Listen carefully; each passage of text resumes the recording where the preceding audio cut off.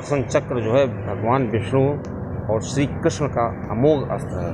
दोस्तों ये ऐसा अस्त्र है कि एक छोड़ दिया जाता है, वो संधान करके ही अपने लक्ष्य को प्राप्त करके ही वापस लौटता है। दोस्तों इसको अष्ट शिरोमणि भी कहते हैं। दोस्तों श्री कृष्ण जी और श्री विष्णु जी ने अनेक दानवों, असुरों और राक्षसों का इससे वध किया है। दोस्तों जब श्री कृष्ण जी ने अवतार लिया तो इनके पास ये सुदर्शन चक्र था, और दोस्तों जब श्री राम जी ने अवतार लिया तो शत्रुघ्न के रूप में सुदर्शन चक्र, साथ ही में उनके भाई के रूप में थे। दोस्तों लक्ष्य को प्राप्त करना इसका उद्देश्य होता है। दोस्तों त्रेता युग में ऐसा हुआ था, श्री राम जी ने जब अवतार लिया था। दोस्तों ये मन की गति से चलने वाला अमोघ अस्त्र है। दोस्तों त्रेता में अहंकार हो गया, मतलब इस युग में जब इसका उपयोग हुआ, और दोस्तों जब द्वापर में इसका उपयोग हुआ तो सुदर्शन चक्र को ये अभिमान हो गया। आइए जानते हैं कि कैसे सुदर्शन चक्र को अभिमान हुआ और कैसे उसका जो अभिमान था उसको तोड़ा गया। दोस्तों द्वापर में श्री कृष्ण जी ने कई दानवों और राक्षसों का इससे वध किया था, और दोस्तों इसी वध के कारण जो सुदर्शन चक्र था उसको लगने लगा कि भगवान तो इसके बिना अधूरे हैं। मतलब भगवान को जब कोई बहुत बड़ी शक्ति की ज़रूरत पड़ती है या किसी बड़े दानों को मारने की ज़रूरत पड़ती है, तब उनको मेरी आवश्यकता होती है। मैं ही कर सकता हूँ भगवान जी की जो समस्या है उसका समाधान। तो दोस्तों सुदर्शन चक्र जी ने भगवान से कहा कि मेरी श्रेष्ठता के समक्ष समस्त शस्त्र जो हैं वो निष्फल हैं, और इसीलिए आप मुझे धारण करते हैं। ये बात दोस्तों द्वारिका जी की है, और सुदर्शन चक्र ने द्वारिका जी ने ऐसा उनसे कहा। दोस्तों भगवान ने, श्री कृष्ण जी ने इसके जवाब में कहा, निसंदेह तुम एक सर्वश्रेष्ठ अस्त्र हो, तुम्हारे बराबर इस दुनिया में कोई भी अस्त्र नहीं है और अतुल्य हो, और इसीलिए मैं आपको शिरोमणि के नाम से जाना जाता है। दोस्तों भगवान के मुख से प्रशंसा सुनकर जो सुदर्शन चक्र था उसको बड़ा अभिमान हो गया, और दोस्तों इसका जो अभिमान था वो सातवें आसमान पर चढ़ गया। दोस्तों उसको लगा कि मैं ही सृष्टि का सर्वश्रेष्ठ अस्त्र हूँ, और मेरे बिना सभी जो भगवान हैं उनकी शक्ति पूर्ण नहीं हो सकती, और मैं ही भगवान को पूर्ण करता हूँ। दोस्तों श्री भगवान कृष्ण जो हैं त्रिकालदर्शी हैं।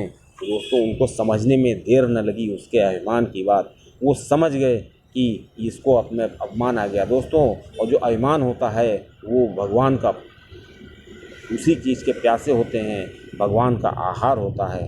दोस्तों इसी क्रम में श्री कृष्ण जी ने अपने परम भक्त हनुमान जी को याद किया और सुदर्शन और द्वारिका आने के लिए कहा, और सुदर्शन चक्र का जो अभिमान था उसके बारे में बताया।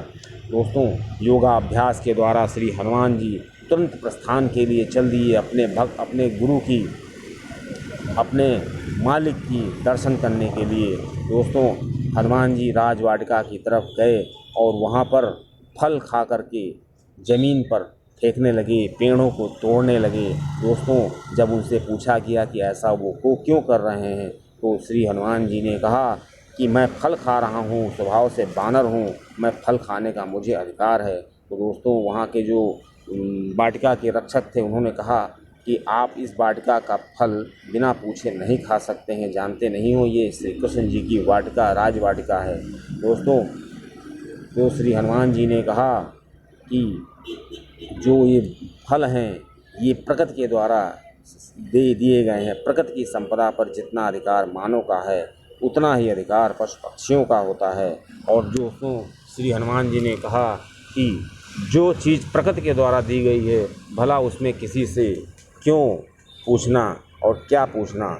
इस प्रकार श्री हनुमान जी खाने लगे। लेकिन दोस्तों वहाँ के जो रक्षक थे वो श्री हनुमान जी को बता रहे थे कि हे वृद्ध वानर, आप जानते नहीं हैं कि आपको किसका सामना करना पड़ेगा। दोस्तों श्री हनुमान जी ने कहा मुझे इसकी कोई चिंता नहीं है। दोस्तों जब ये चीज़ द्वारपालों को पता चली और इसके बाद द्वारपालों ने जाकर के श्री कृष्ण जी को बताया, और श्री कृष्ण जी ने अपने द्वारपालों को कहा कि मेरी इच्छा के बिना और बिना आज्ञा के कोई अंदर प्रवेश न करे, ज़रा इस पर बहुत ध्यान रखना। और दोस्तों द्वारपालों को तो भेज दिया उन्होंने राजवाटिका की तरफ, और सुदर्शन चक्र से कहा कि तुम अपने द्वार की रक्षा करो और आपके रहते हुए कोई बिना प्रवेश, आपकी आज्ञा के बिना कोई प्रवेश न कर पाए। और दोस्तों उधर श्री हनुमान जी से को बुलावा भेज दिया कि आपको राम जी, आपके जो पिता हैं, आपके जो पूज्य हैं, वो बुला रहे हैं दोस्तों। इसलिए श्री हनुमान जी उनसे मिलने के लिए चल दिए। और दोस्तों जब श्री हनुमान जी द्वारका के महल के सामने पहुँचे तो वहाँ पे देखा कि सुदर्शन चक्र खड़ा था। सुदर्शन चक्र ने कहा, हे कपिराज, आप कहाँ जा रहे हैं अंदर? दोस्तों श्री हनुमान जी ने कहा, मैं अपने गुरु से मिलने जा रहा हूँ, अपने आराध्य से मिलने जा रहा हूँ, वो मेरे पूजनीय हैं और मुझे उनसे मिलने से कोई नहीं रोक सकता है। दोस्तों सुदर्शन चक्र ने कहा, आप मेरे रहते हुए अंदर नहीं जा सकते हैं बिना उनकी आज्ञा के। आप कौन हैं? उन्होंने कहा, मैं राम भक्त हनुमान हूँ और मुझे अपने राम जी से मिलने के लिए किसी से आज्ञा लेने की ज़रूरत नहीं है। दोस्तों ऐसे में सुदर्शन चक्र कहने लगा, ये राम जी का दरबार नहीं है, ये दरबार तो श्री कृष्ण जी का है, आप गलत जगह आ गए हैं। उन्होंने कहा, नहीं, मैं बहुत सही जगह आया हूँ, मेरे राम जी यही हैं और मैं उनसे मिल के जाऊँगा। तो दोस्तों ऐसे में सुदर्शन चक्र कहने लगा कि आप जिद ना करें, आप जिद करेंगे तो मुझे आपसे युद्ध करना पड़ेगा। तो श्री हनुमान जी ने कहा, ठीक है, मैं तो मिल के ही जाऊंगा, कुछ भी करना पड़े। दोस्तों तो ऐसे में जब श्री हनुमान जी समझ गए कि ये जो सुदर्शन चक्र है इनसे युद्ध ही करेगा, और दोस्तों सुदर्शन चक्र जी जो थे अपने मानव रूप से अपने शस्त्र के रूप में आ गए।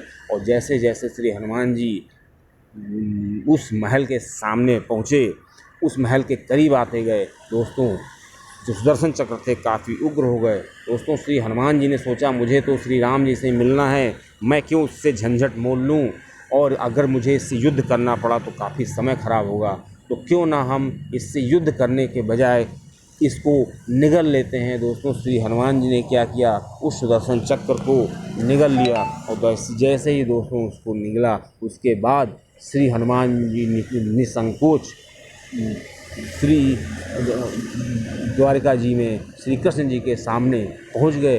दोस्तों श्री कृष्ण जी ने भी अपना देखा कि हमारा जो भक्त है राम के रूप में आ रहा है, तो उन्होंने अपने राम के रूप में ही उसको अपना दर्शन दिया। और जब राम के रूप में दर्शन किया तो दोस्तों श्री हनुमान जी धन्य हो गए। और दोस्तों अपने आप को श्री राम जी के सामने जब देखा तो उन्होंने कहा कि मैं कितनी मुसीबत से आपके पास आया हूँ। और तो श्री राम जी ने पूछा कि आपको किसी चीज़ का विरोध तो नहीं करना पड़ा? तो दोस्तों श्री हनुमान जी ने बताया, मैंने सुदर्शन चक्र को निगल ही लिया है, वही विरोध कर रहा था। दोस्तों इस प्रकार उनका